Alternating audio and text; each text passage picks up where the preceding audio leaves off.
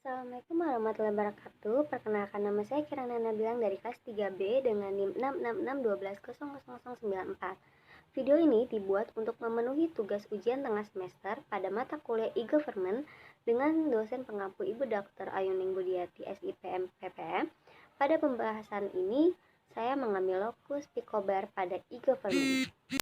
E-government. Menurut Bank Dunia, Samudra Wibawa tahun 2009, e-government adalah penggunaan teknologi informasi oleh instansi pemerintah seperti wide area networks, internet, mobile computing, yang dapat digunakan untuk membangun hubungan dengan masyarakat, dunia usaha, dan instansi pemerintah lainnya.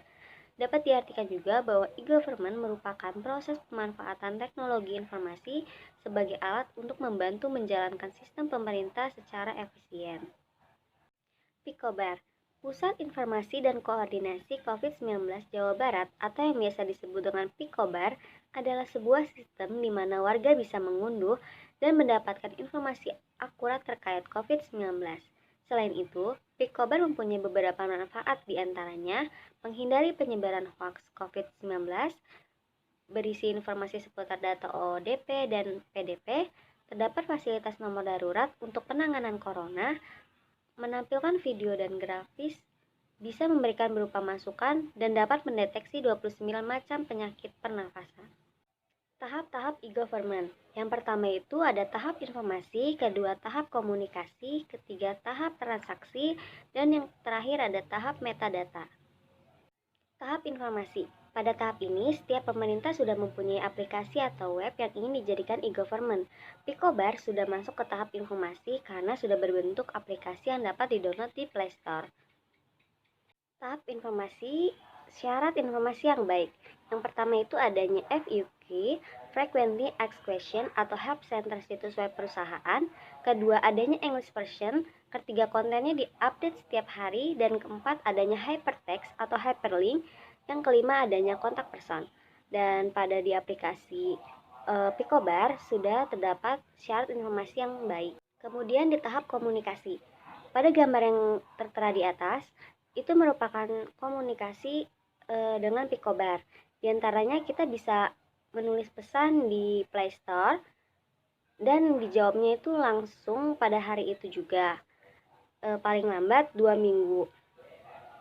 Terus terdapat juga nomor darurat pada aplikasinya, ada call center dan bisa juga menggunakan WhatsApp. Kemudian ketika kita melakukan komunikasi terhadap WhatsApp, pada saat itu juga pesannya langsung terbalas. Tahap transaksi. Pada tahap ini, aplikasi Picobar sudah mencapai tahap transaksi, di mana pada aplikasi Picobar ini menyediakan menu yaitu untuk barang siapapun yang ingin berdonasi maka bisa dilakukan di aplikasi Picobar ini. Dengan cara yaitu kita jika ingin berpartisipasi menjadi donatur, kita harus mengisi data. Kemudian kita akan dipindahkan ke dalam WA. Dan di WA itu kita akan dimintakan data kembali, lalu kita bisa diberikan melalui ATM yang tertera. Tahap metadata. Tahap metadata yaitu tahap di mana e-government pemerintah yang tak terbatas, transparan atau terbuka. Sayangnya tahap ini belum ada di Indonesia. Digital Divide. Digital Divide adalah kesenjangan atau GAP antara individu, rumah tangga, bisnis, atau kelompok masyarakat dan area geografis pada tingkat sosial ekonomi yang berbeda. Digital divide atau kesenjangan digital artinya ada kesenjangan dalam pemanfaatan telematika dan akibat perbedaan pemanfaatan dalam suatu negara dan atau antar negara. Digital divide adalah kesenjangan antara orang-orang yang dapat mengakses internet dengan orang-orang yang tidak dapat mengakses internet. Adapun faktor penyebab dan solusi digital divide pada aplikasi Picobar, yang pertama itu dari segi ekonomi. Adanya keterbatasan ekonomi untuk membeli paket internet atau kuota. Solusinya yaitu adanya saung wifi yang disediakan oleh pemerintah daerah atau RT atau RW setempat. Kemudian yang kedua dari segi sumber daya manusia.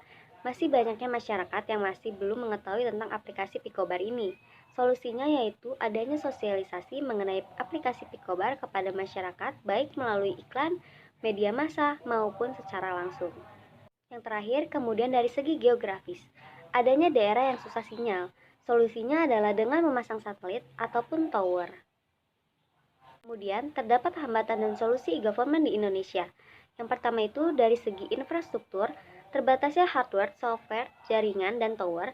Solusinya yaitu pemerintah melakukan kolaborasi atau bekerja sama dengan multilik atau swasta, pemerintah lain, dan masyarakat.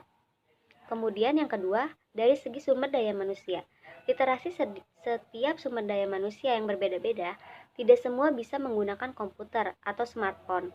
Solusinya yaitu dengan adanya pelatihan, kemudian pengadaan warnet di daerah setempat, dan adanya pemberian kuota gratis. Kemudian yang ketiga, dilihat dari segi hukum dan peraturan pemerintah. Masih ada produk hukum yang harus direvisi karena adanya pasal karet seperti UU ITE nomor 19 tahun 2016. Solusinya setiap produk hukum dan peraturan pemerintah yang dibuat harus diperjelas, jangan sampai ada lagi pasal karet. Kemudian dari segi budaya organisasi, tidak semua orang dan organisasi mau menggunakan e-government. Tidak semua organisasi support e-government. Solusinya adalah bekerja sama dan berkomitmen dengan pimpinannya. Kemudian hambatan yang terakhir yaitu komitmen pimpinan. Tidak semua pimpinan yang dapat menjalankan komitmennya dengan baik. Solusinya adalah setiap web pemerintah seharusnya memiliki berbagai bahasa. Sekian dari saya, kurang lebihnya mohon maaf. Wassalamualaikum warahmatullahi wabarakatuh.